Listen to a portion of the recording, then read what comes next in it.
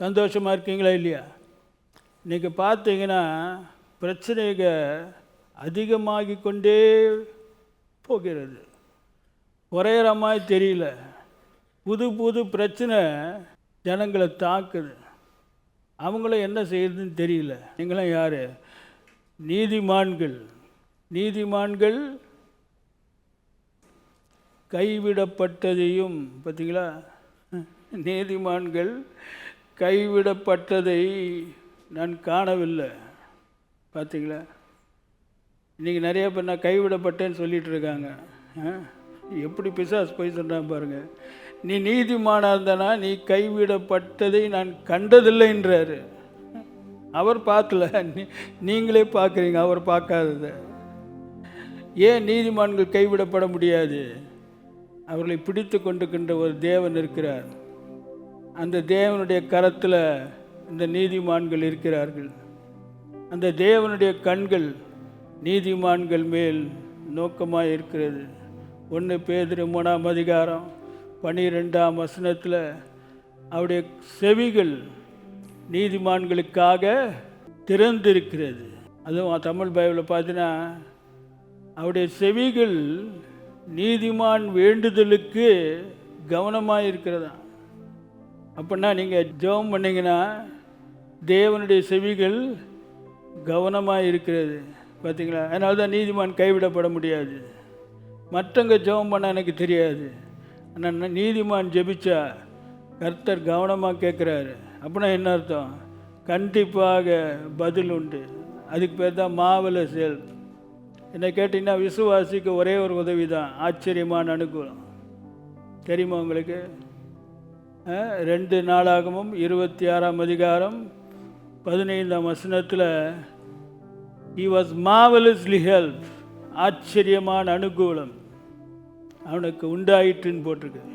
இன்றைக்கி நமக்கு தேவை என்னென்னா அனுகூலம் கிடையாது. எனக்கு தேவை ஆச்சரியமான அனுகூலம். உனக்கு தேவை ஆச்சரியமான அனுகூலம். ஆச்சரியன்னு என்ன அர்த்தம் தெரியுமா? காதும் புரியாது, கையும் புரியாது, கண்ணும் புரியாது, ஒன்றுமே புரியாது. ஆச்சரியம். நடக்க முடியாத அற்புதத்திற்கு இன்னொரு பெயர் தான் ஆச்சரியம். திறக்க முடியாத கதவு திறப்பதற்கு இன்னொரு பெயர் தான் ஆச்சரியம். போக முடியாத வியாதி மறைந்து போவதற்கு இன்னொரு பெயர் தான் ஆச்சரியம். ரட்சிக்கப்பட முடியாத கணவன் லேசாக ரட்சிக்கப்படுவது ஆச்சரியம். பயங்கரமாக கலாட்டா பண்ணிகிட்டு இருக்க, குறும்பு பண்ணுற அந்த பிள்ளை நீதிமானாக மாறுறது ஆச்சரியம். வேதம் என்ன சொல்லுகிறது? ஆச்சரியமான அனுகூலம் அவனுக்கு உண்டாயிற்று. ஆகவே தான் நம் நீதிமானாக இருக்கணும். நீதிமானாக இருக்கும்போது தேவன் நமக்கு ஆச்சரியமான அனுகூலத்தை கட்டளையிடுவார். அவர் கட்டளையிடும்போது நீங்கள் அந்த அனுகூலத்தை ருசி பார்ப்பீர்கள். நீங்கள் ருசி பார்ப்பீங்க. நீங்கள் ருசி பார்த்து கர்த்தரில் நீங்கள் மனமகிழ்ச்சியாக இருந்து களி கூறுவீர்கள். ஆகவே தான் சங்கீதம் 118ஆம் அதிகாரம் 15ஆம் வசனத்தில் நீதிமான் கூடாரத்தில் ரட்சிப்பின் கம்பீர சத்தம் உண்டு. என்ன உண்டு? ரட்சிப்பின் கம்பீர சத்தம். புலம்பலின் சத்தம் அல்ல, குறைவின் சத்தம் அல்ல, தோல்வியின் சத்தம் அல்ல, வியாதியின் சத்தம் அல்ல, அலறலின் சத்தம் அல்ல, ரட்சிப்பின் கம்பீர சத்தம். இது சாதாரணமான கம்பீர சத்தம் கிடையாது. ஃபுட்பால் கேமில் கூட கம்பீர சத்தம் வரலாம், ஆனால் இது ஃபுட்பால் கேம் சத்தம் கிடையாது. ரட்சிப்பின் கம்பீர சத்தம். யாருடைய ரட்சிப்பின் கம்பீர சத்தம்? அதே வசனத்தில் பார்த்தீங்கன்னா எதனால் ரட்சிப்பு வருகிறது? கர்த்தரின் வலது கரம் பராக்கிரமம் செய்யும். பார்த்தீங்களா? அந்த வலது கரம், கர்த்தரின் வலது கரம் பராக்கிரமம் செய்யும் போது அதுக்கு பேர் தான் ரட்சிப்பு. அந்த வலது கரம் கிரியை செய்யும் போது அந்த ரட்சிப்பினால் உண்டாகும் கம்பீர சத்தத்துக்கு பேர் தான் ரட்சிப்பின் கம்பீர சத்தம். உண்டு, உண்டாக போகிறது என்று சொல்லவில்லை, உண்டு என்று சொல்லப்பட்டிருக்கிறது. ஆகவே தேவ பிள்ளை, நீ நீதிமான இருப்பதற்கு பிரயாசப்படு. வேதத்தை நன்றாக புரிந்து கொள். சூழ்நிலைகளை கண்டு பயந்து நடுங்காதே. சூழ்நிலைகள் உன்னை மேற்கொள்ளவே முடியாது. ஏன் தெரியுமா? கர்த்தருடைய வலது கரம் பராக்கிரமம் செய்யும். அதே 16ஆம் வசனத்தில் கர்த்தருடைய வலது கரம் உயர்ந்திருக்கிறது. பார்த்தீங்களா? எங்கே உயர்ந்திருக்கிறது? நீதிமானின் கூடாரத்தில், உன் வீட்டில். நீ நீதிமானாயிருப்பாய் என்றால் உன் வீட்டில் என்ன இருக்குது? பிசாசின் கரம் அல்ல, வியாதியின் கரம் அல்ல, சாபத்தின் கரம் அல்ல, பில்லி சூனியத்தின் கரம் அல்ல. கர்த்தரின் வலது கரம், அன்பின் கரம், அற்புதங்களை செய்கிற கரம், வானத்தையும் வானாதி வானங்களையும் உண்டாக்கின அந்த வலது கரம் உயர்ந்திருக்கிறது, அமைதலாக இருக்கவில்லை.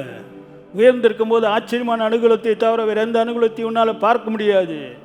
அதே வசனத்தில் அந்த உயர்ந்திருக்கும் கரம் என்ன செய்கிறது? பராக்கிரமம் செய்யும். புலம்பல் நாட்கள் முடிந்து விட்டது, வார்த்தை புரிந்து கொள்ளும் நாட்கள் துவங்கி விட்டது. கர்த்தன் பராக்கிரமம் செய்யும் வலது கரத்தை பார்க்கும் நாட்கள் துவங்கிவிட்டது. சாட்சியாகி ஜீவிக்க வேண்டிய நாட்கள் துவங்கிவிட்டது. Applause with God's power. அப்படிப்பட்ட ஒரு அனுபவத்தை ருசி பார்க்கும் நாட்கள் துவங்கிவிட்டது. ஆகவே சந்தோஷமாக இருக்கீங்களா? சந்தோஷமாக இருங்க, எப்பொழுதும் சந்தோஷமாக இருங்கள். மறுபடியும் நான் சொல்லுகிறேன், பிலிப்பியர் 4:4 எப்பொழுதும் சந்தோஷமாக இருங்கள் என்று எவ்வளோ அழகாக வேதம் உங்களுக்கு அறிவுரை அளிக்கிறது. ஆகவே தேவ பிள்ளைகளே, கர்த்தருக்குள் கர்த்தருக்குள் கர்த்தருக்குள் எப்பொழுதும் சந்தோஷமாக இருங்கள், நீதிமானாக இருங்கள். நீதிமானாக இருக்கும்போது நீங்கள் எப்பொழுதும் சந்தோஷமாக இருப்பீர்கள். உங்கள் பிள்ளைகளும் சந்தோஷமாக இருப்பாங்க. உங்களை பார்த்தா எப்போதும் ஒரு சந்தோஷத்தின் என்னது, உங்கள் முகம் எப்போதும் சந்தோஷமாக தான் இருக்கும். ஏன்னா கர்த்தருடைய வலது கரம் உங்கள் வீட்டில் இருக்குது. அப்படின்னா என்ன அர்த்தம்? உங்கள் ஆஃபீஸ்லேயும் இருக்குது, போகும்போது இருக்குது, வரும்போதும் இருக்குது. நீதிமான் கூடாரத்தில் என்ன இருக்குது? கர்த்தரின் வலது கரம், உயர்த்தப்பட்ட கரம். சந்தோஷமாக இருக்கீங்களா?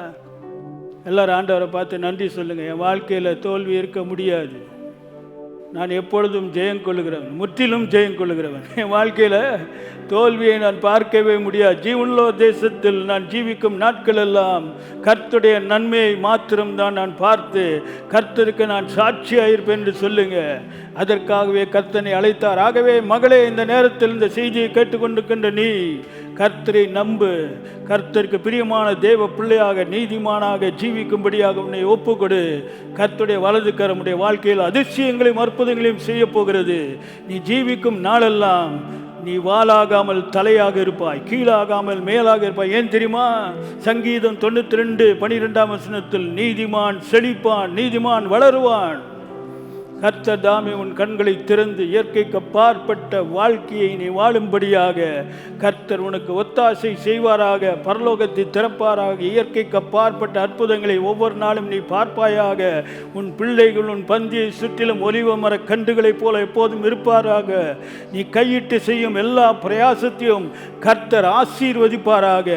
தேவ பிரசனம் எப்படி யோசேப்பின் மேல் இருந்ததோ, தேவ வல்லமை எப்படி யோசேப்புக்காக கிரியை செய்ததோ, அதே போல உன்னுடைய வாழ்க்கையிலும் கிரியை செய்து தேவனை அறியாத புறஜாதிகள் தேவன் உன்னோடு இருக்கிறார் என்றும், நீ செய்யும் எல்லா காரியத்தையும் கர்த்தர் வாய்க்க பண்ணுகிறார் என்றும் யோசேப்பில் கண்டதை போல உன்னுடைய வாழ்க்கையிலும் காண்பார்களாக. கர்த்தரை துய்த்து கொண்டே இரு. நீ தோல்வியை பார்க்கவே முடியாது. ஆச்சரியமான அனுகூலத்தை நீ பலப்படும் மட்டும் 2 நாளாகமம் 26:15 சொன்னப்பட்ட பிரகாரமாக அனுபவித்துக் கொண்டே இருப்பாயாக. God bless you. Maranatha.